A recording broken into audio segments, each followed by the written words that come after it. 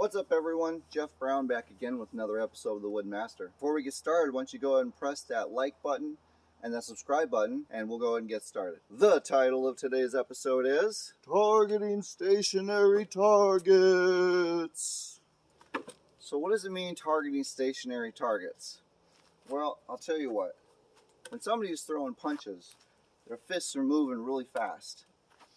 What's not moving as fast is their elbow. Their elbow is a more stationary target than their hands. And what's more, their shoulders are moving even less. So the shoulder is even more stationary target than the fist. That's what I mean by targeting stationary targets.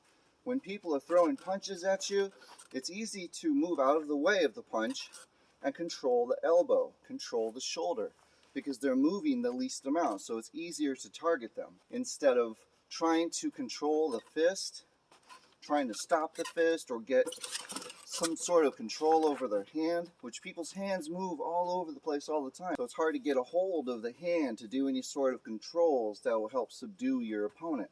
The elbows and the shoulders are the most stationary targets. You see I'm punching all over the place, but my elbows, when I move here, you can control the elbow. And then once you control the elbow, you can go to the shoulder. It's fairly simple to control somebody and turn them three-dimensionally by just pushing on the shoulder or their elbow. You can control people and you can move them into position for a strike of some sort, which makes defending yourself a whole lot easier if you know how to control your opponent.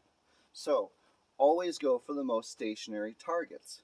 When somebody is kicking, the most stationary targets will be their hip or their knee. So go for the knee, go for the hip, because trying to block this, the foot, it's just moving too fast. The fists, they're moving too fast. So elbows, shoulder, go for the most stationary targets.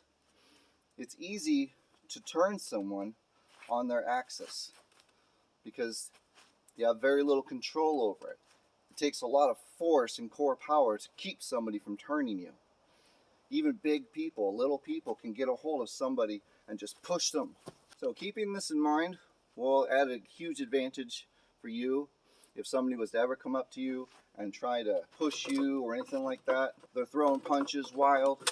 Move out of the way of the punch and go for the elbow or the shoulder. And this is going to give you an advantage in a fight. Well, that's all for today's video. If you like, you can leave a comment in the comment section below and tell me what you thought about it. I'm Jeff Brown and this is The Wooden Master, and we're helping you stay in the fight.